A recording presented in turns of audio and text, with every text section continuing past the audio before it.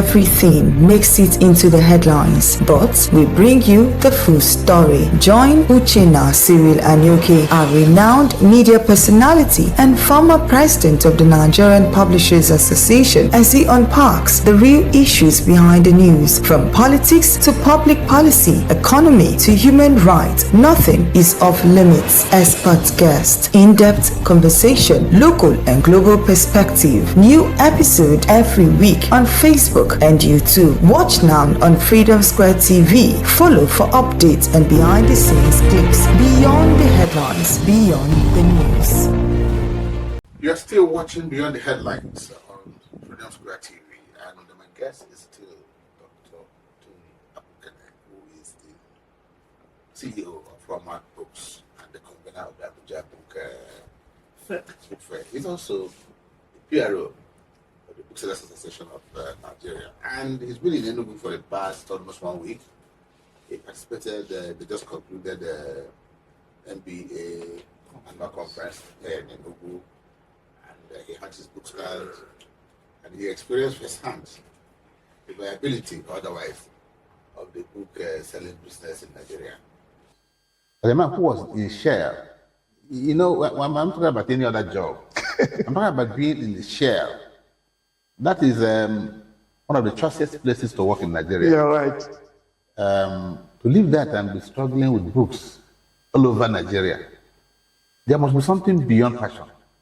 So what is that? It is giving back to the society. You see, I didn't come from an affluent home. My parents were just teachers. You know, teachers and the salary. You know, they say teachers, they use like ruler to measure yam. I grew up like that. You understand? My friends whose parents were richer, you know, we could. But what equalized us was education. An equalizer. It was an equalizer. Because of my education, I could talk to Wole Soyinka. I could meet him and say, look, I need to do this programming worry, and he comes. I could talk to Sam Adeyemi. I could talk to Jerry Rollins. I could talk to Kofi Annan because of education. This is me from one poor village that's not even in the map in Ibrede. But because of education, I was able to talk to international figures. So that is why education, book is very important. I tell the story of Ben Cassin, who was an Olodo in Warri, somebody who not no book. We call the Olodo coming last in class. But the mother forced him to be going to the library. And with that, his interest in books, he read far and wide.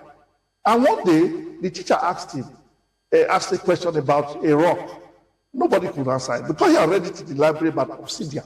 He was able to describe the process, and they were surprised. And later, he became the first human being to separate Siamese twins in the head. He was a neurosurgeon. From somebody who was coming last in the class. It is books that made him. So that's why we need to give back to the society. Those of us that have been made by books, we can't just sit down. The reading culture, one study shows that less than 3% of Nigerians are ardent readers. We must be able to bring back the reading culture to the people. That's why I organize this book fair every year in Abuja, where the policy makers are. Okay, we'll come back to the Abuja book fair. But looking back, you've been in this industry for over 20 years. Yes, sir. Correct? Yes, sir. So what's the landscape of book selling in Nigeria? I must tell you, if you are in need for money, then you are in a wrong career because people don't read. There was a post recently of a truck that fell. Yes. It was, and nobody even picked any of the books. You said the books were there for 2 days or more. Not yes. Not one copy. No. But let there be phones, let there be iPads, let there be something that fell down. You will see that within hours, they will all disappear. I've had that experience myself. So there was a riot one time in Kano. All shops were looted. Only the bookstores that were left spared. The same thing in Johannesburg some years ago. Only the bookstores were spared. So it seems to be an African thing. We are not, eager for books, for reading books. And that must change. Well, maybe for some set of people. Because let's get back to the 2025 NBA conference there in Enugu. The conversations extended beyond law. to education and even knowledge. From your perspectives, why is bookselling an issue that lawyers, policymakers, and indeed the wider public should be concerned about?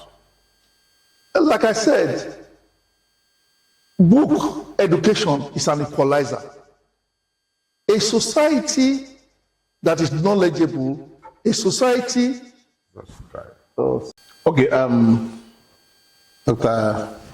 Tony, I said let me take you back to the 2025 MBA conference that ended just yesterday. In Enugu. The conversations actually extended beyond law, education, and to knowledge. And of course, I'm asking you from your perspective, why is bookselling? Why should lawyers, policymakers, why should they be concerned about bookselling? You see, like I told you earlier on, education is an equalizer. And books are part of education. You cannot be educated without books. They go hand in hand. Now, the access to books in some professions can be problematic because of costs. The exchange rate has not been favorable. So if you're importing some certain books at a certain rate, by the time they get here, books that we used to sell like 15 years ago for 2005, now they go for 25,000. And the salaries of these people have not increased by that margin. So it's a problem. That's why government has to come into it to help our publishers, for example.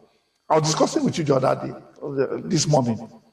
You were telling me that the cost of publishing books in Nigeria is astronomical. Yeah, it is. Because you import paper, you import machines. Everything. So people are now forced to go and print abroad and bring. You understand? But sensibly, if you print in Nigeria, it's supposed to be cheaper because of proximity. So, sorry. So the government have to do something about giving some incentives to bringing in the machines, incentives of the paper that we used to, print and publish, so that the price can come down and our publisher can have rights to some of these books that are very expensive that we import. So that's one way. That's why policymakers should be. There was a time that they brought the what they call it, tariffs for bringing books into Nigeria to zero. Yes. And that helped. I don't know what it is now. Because book importation is there's no charges. No duty. No duty on books. Yes. That is the by convention. Okay? But sometimes the other charges, what they call the other charges, yes, are so prohibitive that you begin to ask, are we part of that convention?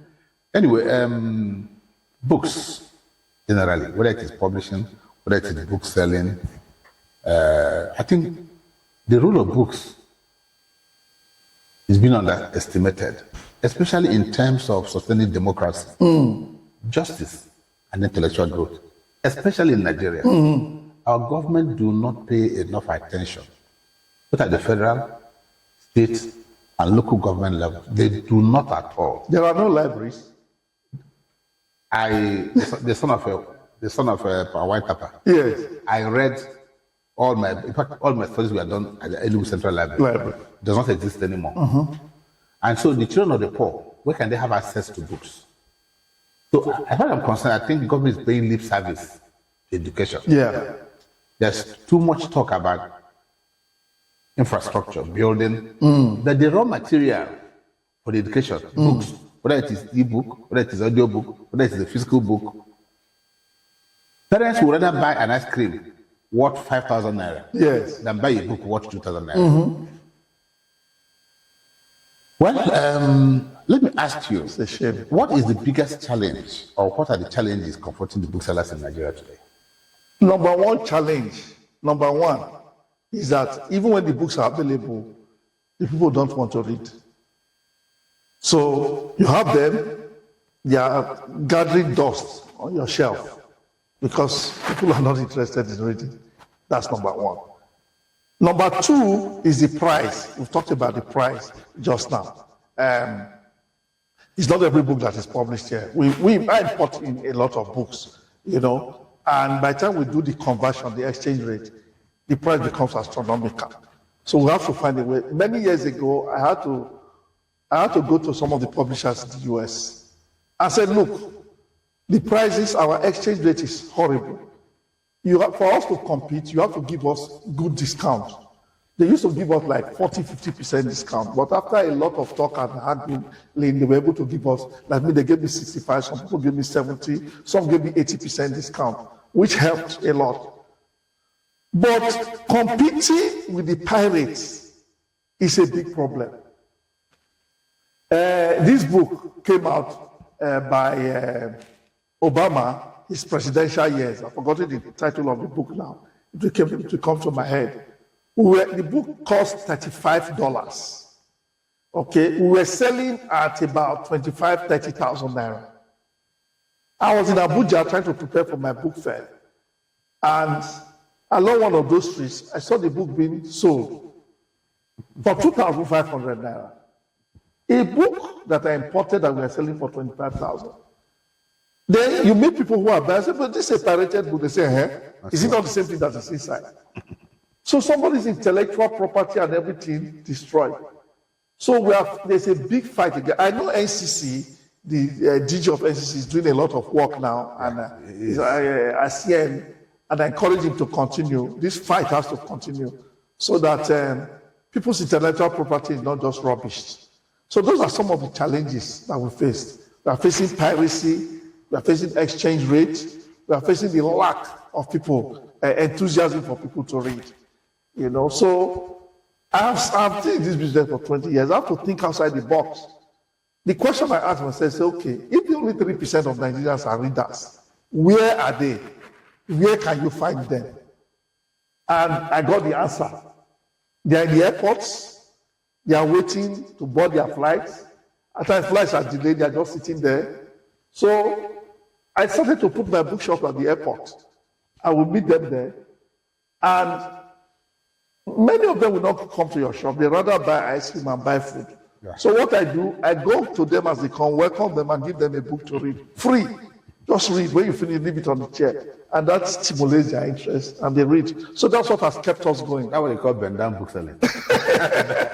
And it works for you. It works. Then of course, Nigeria University Commission insists that universities, before you get accreditation in any subject, you must have enough books, not published, not more than 3 years old.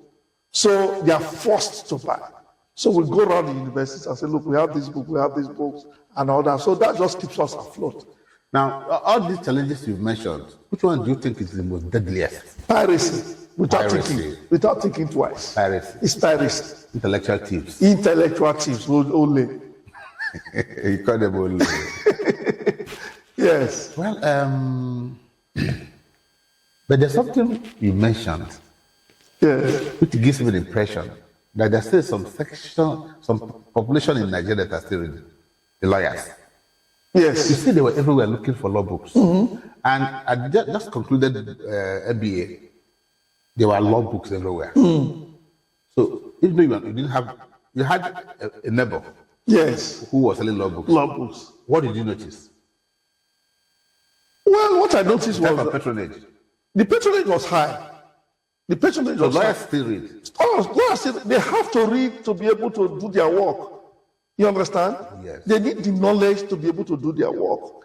If not, they will go to the court and start chewing their mouth. And they'll be rubbished by the judges.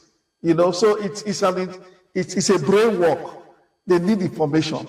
You understand? So they were very voracious, looking for all kinds of law books, law reports to help them show up their knowledge base so that they'll be able to perform. Did you notice a kind of unity in Nigeria at the Mami market? I noticed law booksellers from Port Harcourt, from Aba, from Lagos, from Kano, from Abuja, from Delta, from every part of Nigeria. Did you notice it was like a convergence? It was. It was. And what I noticed was that a lawyer comes to this, please, you have this book. You know, my neighbor does not have it. She'll just say, okay, wait. She'll run to another bookshop, another, vendor, Yes. and get the book. She knows who has that book. Yeah, because they are together. They've been moving for years, going from conferences to conferences, so they know themselves.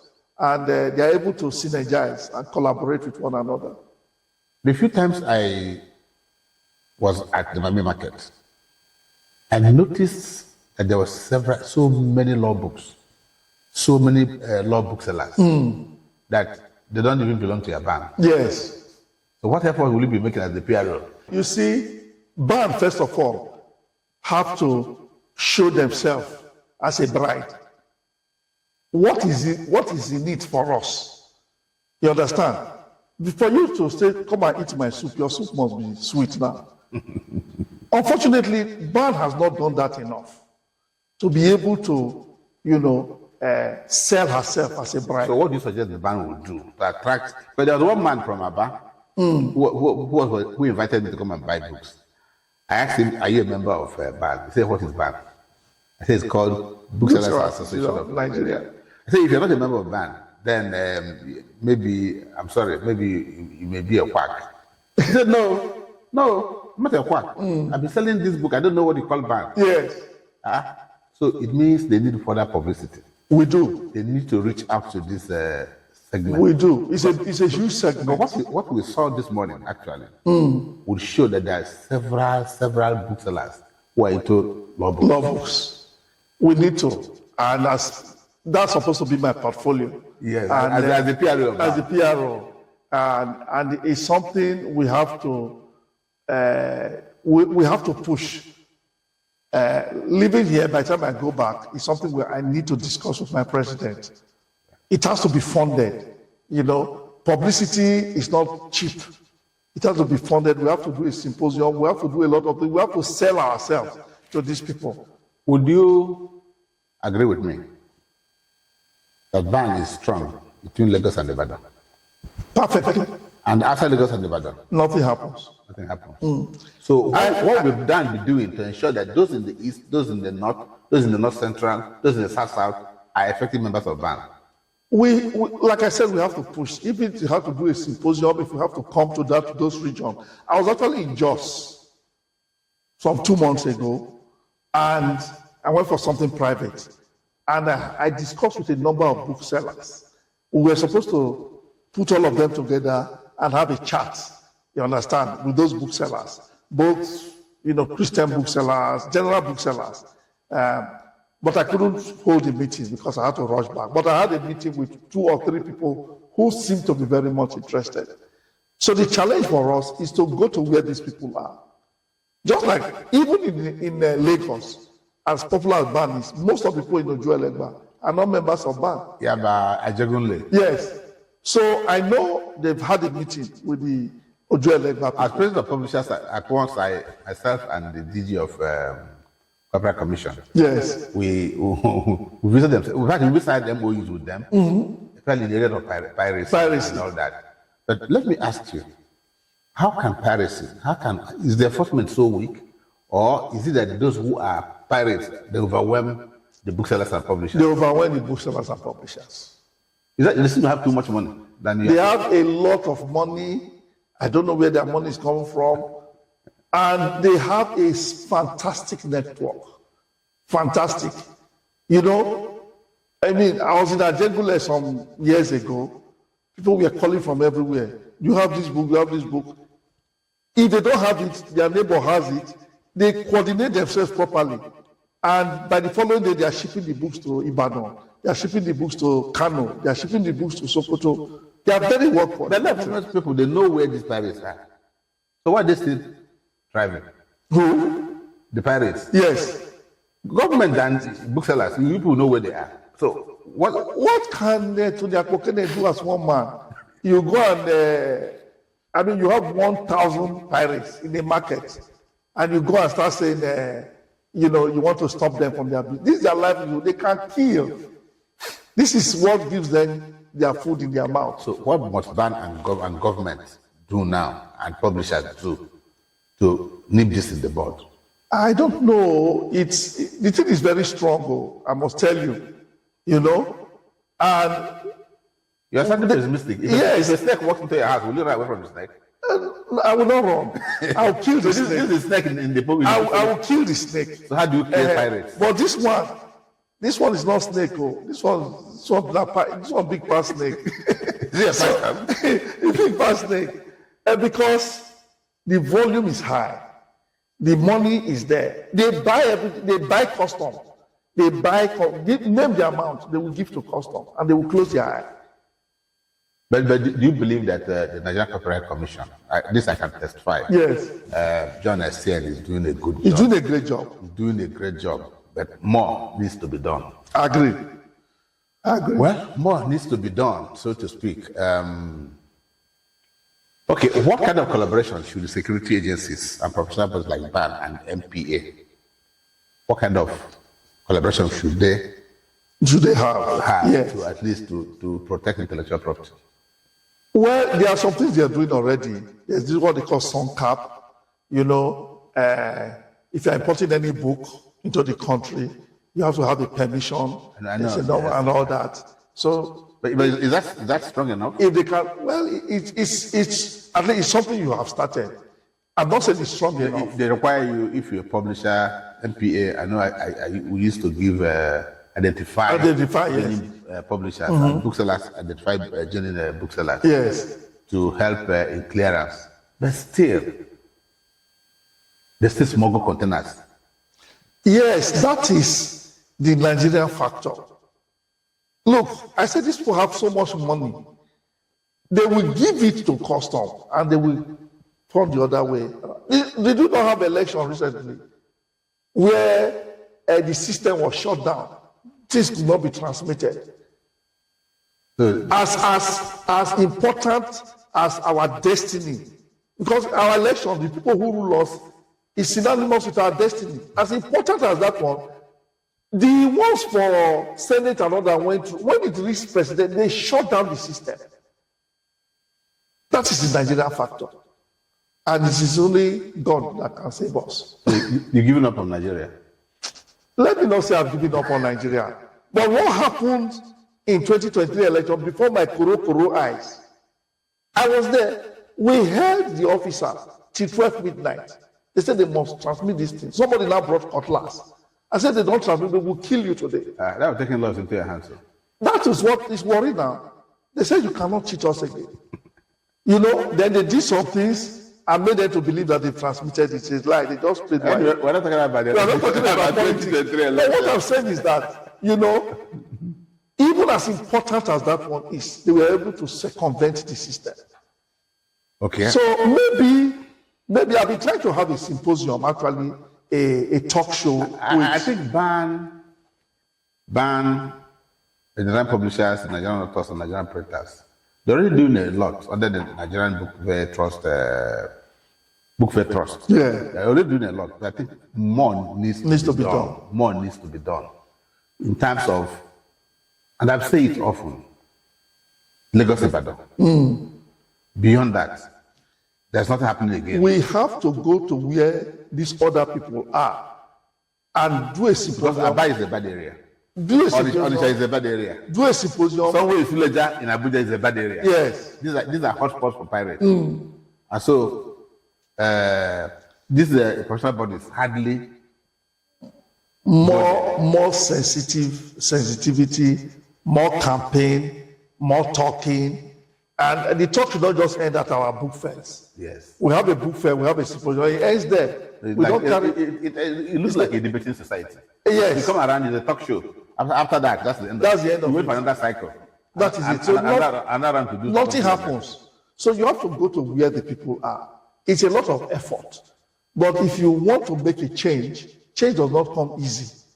You have to be ready to make that change, to make the sacrifice you need to do, to talk to the people. We have to have a big brainstorming over this issue.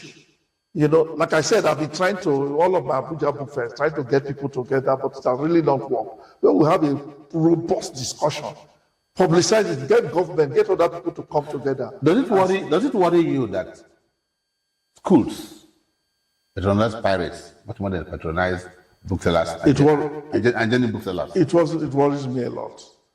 It worries me a lot, and it's something that we have to look into. You know, it's something. I have a friend who is a publisher. He publishes books for children, primary school. He's a lawyer, Supreme ID Books in Benin. And what he did was to have a system where if the school supplied his book from another source, they will get that source and arrest the source. Yeah, that was. And that is how he has succeeded in staying in business. Yeah, maybe it's in the realm of one-man business. If you are a conglomerate, how would you know who does what? No, it's a one-man business, not a conglomerate. And his circle of influence is maybe around Benin. It is how would you know what happened in Sokoto? In Enugu? No, he supplies to Abuja. I know he supplies to Abuja. He supplies to Asaba. Abuja is central. Yes. So at least it has worked for him. Okay. It's a sample which we can build on. Local production of paper and publishing materials. The time was when we had the Akpokene and all those paper mills. They are dead. The cost of printing materials, even the vagaries of the dollar, is at all-time high. It makes local production extremely difficult. What does it do? It takes up the price of books. How are you managing? At the end of the day, the cost of one book becomes very expensive. Especially local books. Yes, and so how do we manage? I was just telling you that we import. At times, there are some certain books. I'm concerned about local production. Yes, there are some certain books that we need. We have to import and negotiate high discount rates with the publishers. No, so that you talked about that. I'm coming. I'm Yes. talking about local production. Yes. Because I saw you marketing some local books. Yes. And the prices you are calling, I was trying to close my ears. You see, when you have a good product, people will buy. Okay. Now, some of the local, you still have some publishers like, I say joint heads publishers, for example, in Benin, who get rights from Thomas Nelson and all those ones to publish their books in Nigeria.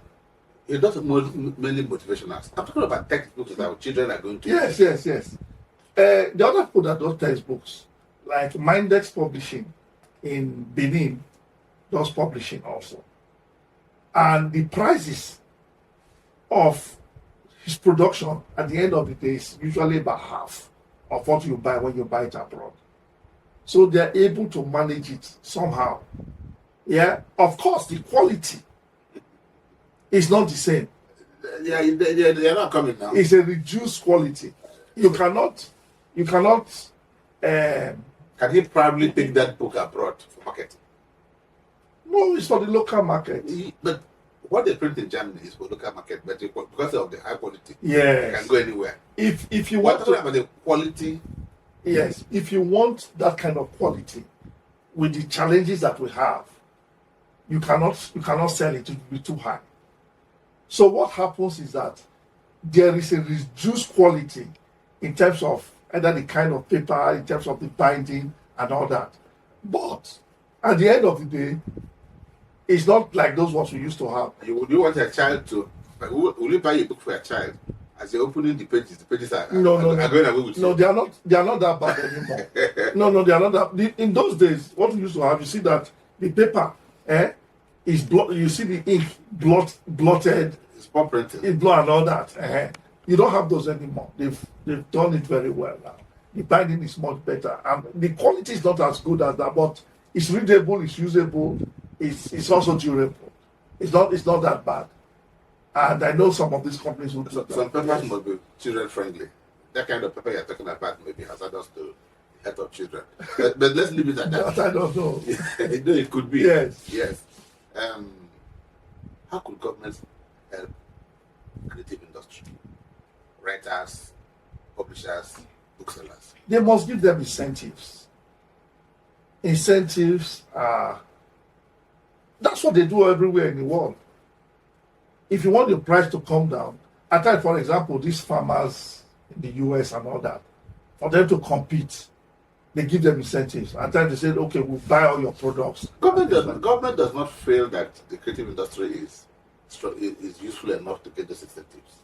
They should know that a country that reads, a country that its citizens are educated, should be that kind of country. It's a country that develops, and it's a country that stands up. That's what Singapore did. They made sure they pumped in enough into education.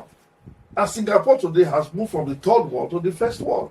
One must earn MPA as Anna and Prentice. What must they do collectively to impress it on government that this part of the economy needs super effective? We must come together as a body and make a representation to the government. I don't know if we have done that strongly enough. You understand? We must come as a body, a strong force, and make it. Just like when you might also go on strike. No, not on strike. you know. We could say this season we're not producing books. No, now. Even if you're not producing, we're not selling. You are just shooting yourself on the foot. So when lecturers don't teach, where did they shoot themselves? The people are not even interested in the first place. We have to use emotional intelligence. All those books over there read. I'm not joking. but you see, in this country, I think the only way government will listen to you when you down tools. I don't think that's the only way. I said when. Do We you know we've been talking. When I was MPA president, I know how many letters I wrote to government. You were talking as one man. I saw the efforts you put in. You know, how many people joined you in this fight? You were talking as one man. A tree does not make a forest. I've seen everybody in the ecosystem should come together and make a presentation. I remember when they now imposed duty. The only time they now imposed duty on books, and the efforts everybody took together. I was part of it. We went to the National Assembly. And they removed the duty. Yes, that was because of Kunjiwala. Yes. It was the time of era of Kunjiwala. She understood. Okay? Because then, a book, one of her books was printed in the US. I was trying to bring them. Yes. And so she saw that it was not something that should be done. But even when we went to the National Assembly, unfortunately, so not the National Assembly, they didn't know a book was duty-free. One man told us, let it even be 10%. We should pay. I said, how did you make your way to the National Assembly? Yes. It was one, I won't mention his name, I'm not marketing anybody. Yes. One northern parliamentarian who runs a school in Abuja when he walked in. And he was talking to my brother, that another member was my brother. He said, okay, no. They don't pay duty on books. They don't give 10%. They should pay 10%. He said they don't do that. He said no, they should pay, even if it's 10%. Something must come to government. He said this is knowledge. It crosses boundaries without any payment. Yes. The man couldn't believe it.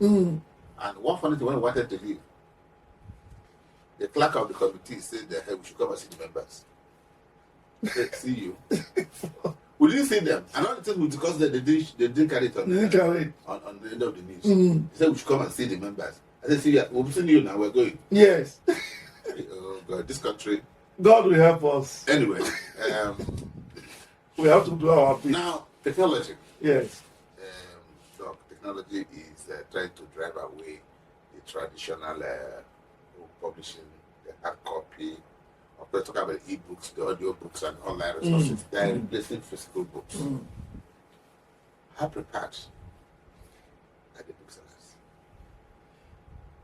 I have my own idea. Tell us. Tell us. Things come in phases. In 2011-2012, there was a big symposium, big discussion in London Book Fair about these e-books and all that. Did a lot of study. At the end of it all, they came up with a verdict that this hardcover book we see will remain as long as we live. See, the study showed that if you are reading from your phone, you are reading from your PC, the concentration span is less. You understand? Then there's also effect on your eyes. Use your phone for too long, take your measurement today, take your measurement after 1 year, your vision has deteriorated. So there are so many ifs. I mean, ebook and all that is good, but there are so many negative effects on all these digital devices. Now, in Sweden, recently, they have removed what they call tablets from all their students.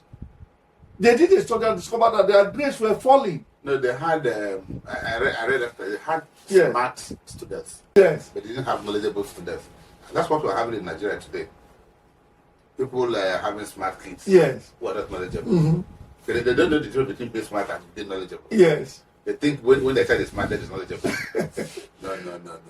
So what I'm trying to drive at is that even in the so-called advanced countries, they are going back to the hardcover books. So they've removed all the tablets from them and are giving them hardcover books.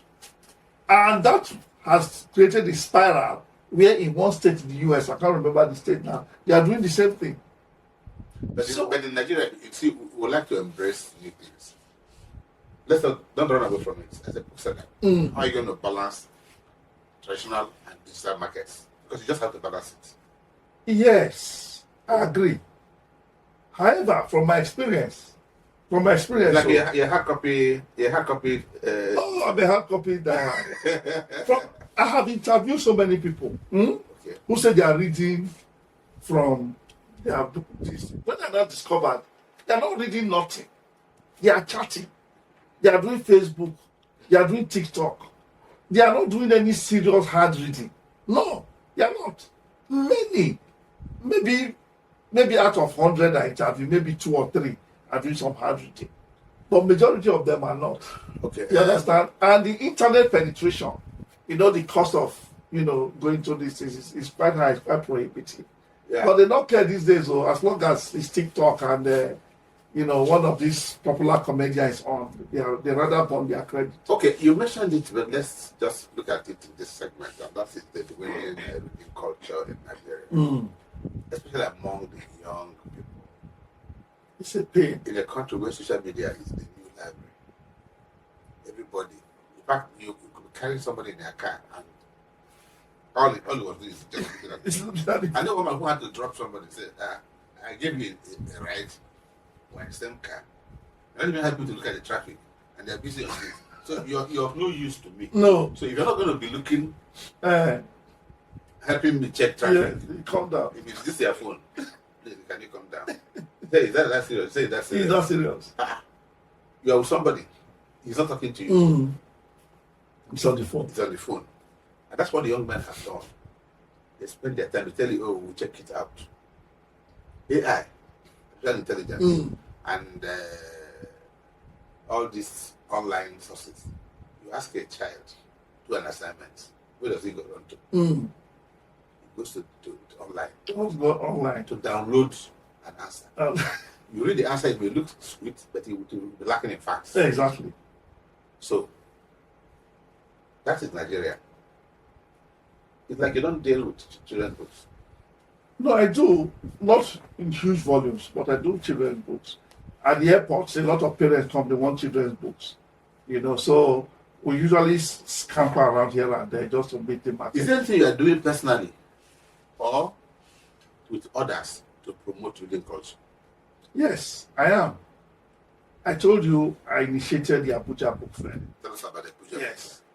And the idea is to catch them young. So before the major book fair, we go to schools, secondary schools. We partner with secondary schools, both government and private schools. And we bring in authors, We brought in this woman that wrote Colorblind from Canada. We did it on Zoom. We brought Ogaga Efowodo. We are talking to Chimamanda now to see if she can help talk. So the idea is that the author comes, reads to the children, interacts with the children, they ask questions, they rub minds, and by doing that, we're able to stimulate the interest of the children.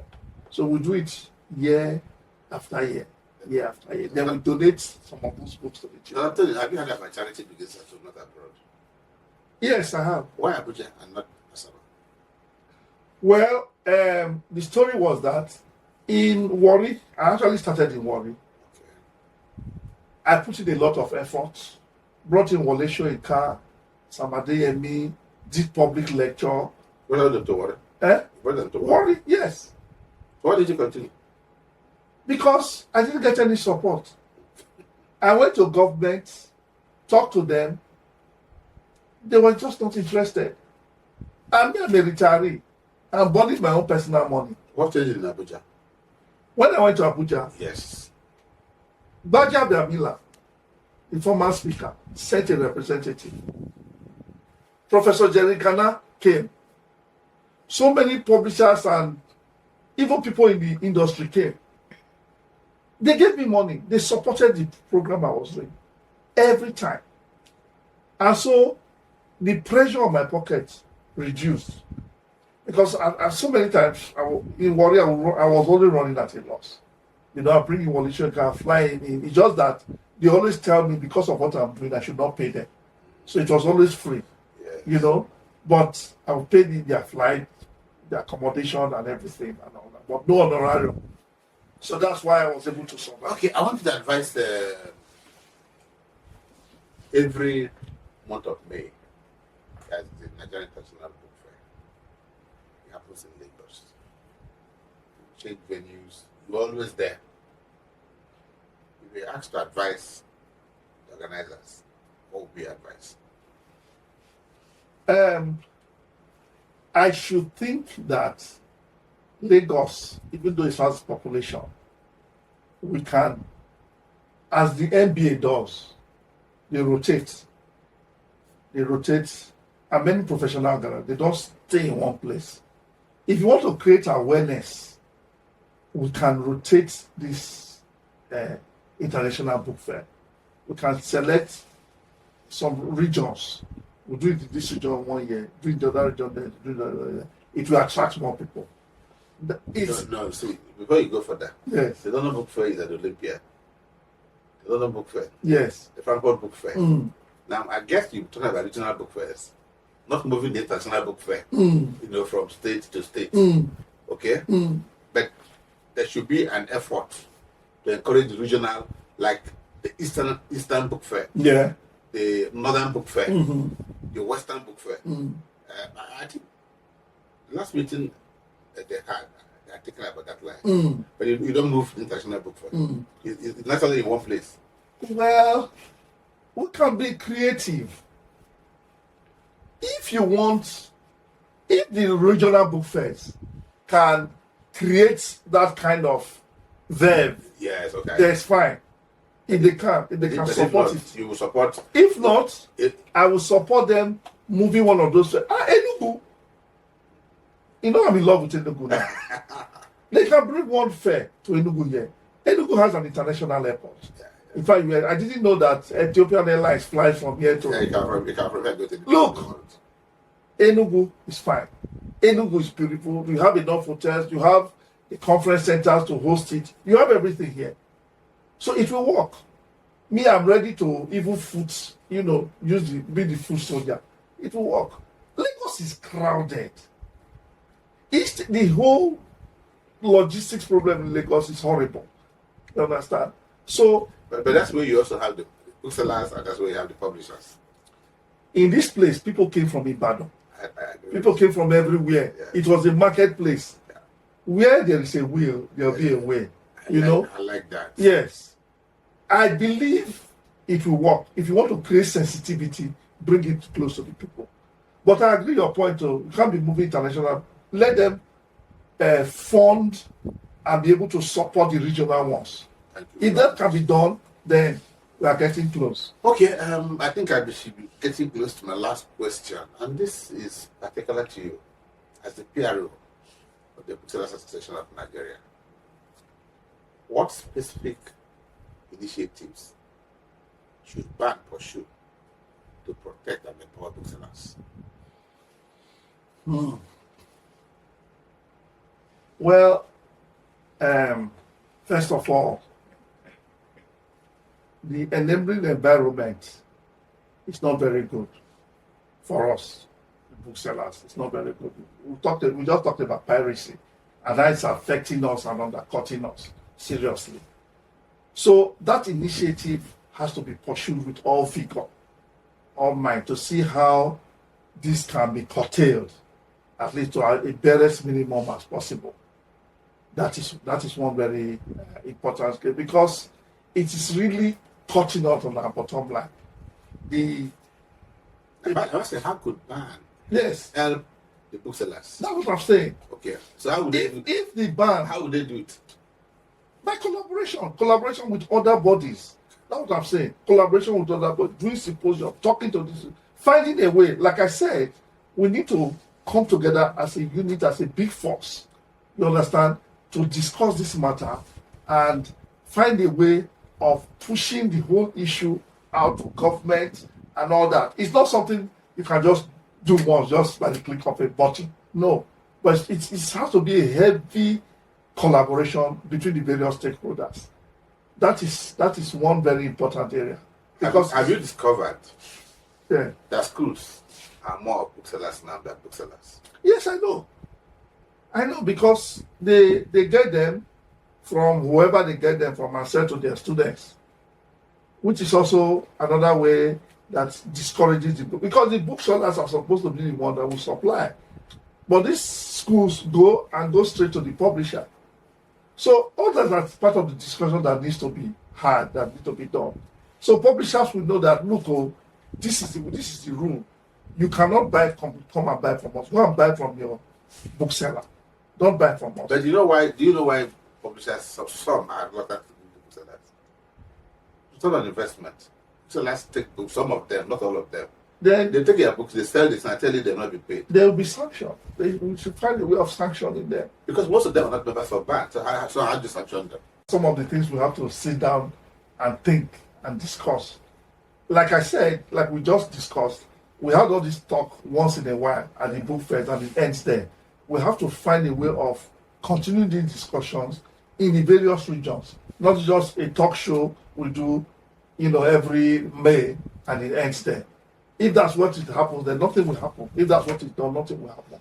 Okay, assuming without considering that your colleagues are watching you right on Facebook or YouTube now, Yeah. talk to them. Use 1 minute to talk to your colleagues. My friends, my colleagues in the Bookselling Association, it is not easy to sell books. It is difficult. But for you to sustain the business, you have to think outside the box. You cannot keep doing one thing over and over again and you think you will make progress. You will just die out of hunger. So think outside the box. I will give you my own story. I had to ask myself the question, where are the people who read books? Where can I locate them? They say 30% of them are there. Where are they? The answer was that they are in the airports. You see, thousands of people in our airports one day sitting in the departure hall ready to go. These are people who can pay for their flights. So they can pay for a book of 20,000. Yeah. So what I do, I strategize. I put myself at the airport. I cannot be everywhere. I go to Benin Airport. I, collaborate with the person there. I go to Abuja Airport. But then, if all of us come to the airport, we'll this place. You cannot go to the airport. You can collaborate with the people in there. You send your books to them, and they help you sell. That's good. Then I do training for them. So most books that have come to me in the Asaba Airport, we've been able to dispose. So Patutome has brought his books. Zekome has brought his books. So many people have brought their books to us, and we're able to sell. People who appreciate books, people who can buy, are there. And they also give you orders. Like I told you, Nigeria University Commission insists that you must have a certain number of books. Publication is not more than 3 years. So you attach yourself to the universities. There are so many universities in Nigeria, So I believe if you can think outside the box, think of a way you can strategize, you'll be able to survive. So even in the hard times. So in spite of the challenges, what it gives you hope. Yeah. What it gives you hope that bookselling will not only survive but will thrive in Nigeria. We have the population, over 200 million people. I believe that our population is more than 250 million. from my own analysis and everything. Now, if 10% of 200 million can read, well, buy just 10% to 10% of 200 million is what? It's not 20 million. 20 million people buy books of 10,000 naira a year. We are talking of close to 220 billion. That is the market that is available for us. We have to find a way of tapping into this market. I have hope. We are educated people. We have schools. Schools without books does not bakudaya. So let us think how we can meet this gaping demand that is facing. Many parents want their children to read, especially in a holiday like that.